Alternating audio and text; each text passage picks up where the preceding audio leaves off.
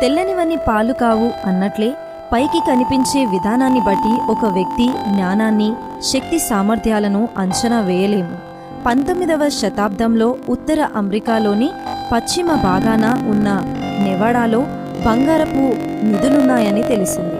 శాస్త్రజ్ఞుల అంచనాకు మించిన అన్వేషణ జరిగింది. కానీ బంగారం కంటికి కనిపించని అణువుల రూపంలో ఉండింది.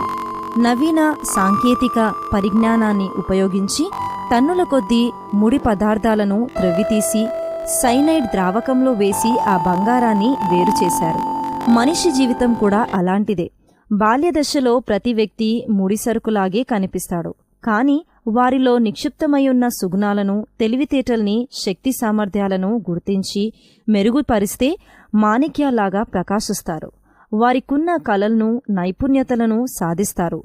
తమ పనిలో నైపుణ్యత కలవారు అల్పుల ఎదుట కాదు, రాజుల ఎదుటనే నిలుస్తారు అని బైబిల్ చెబుతుంది.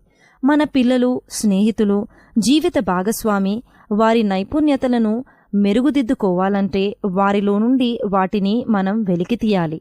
అభివృద్ధి చేసుకునే అవకాశాలను కల్పించాలి, ప్రోత్సహించాలి. అలా వారి పురోగతిని చూచి ఆనందిద్దామా?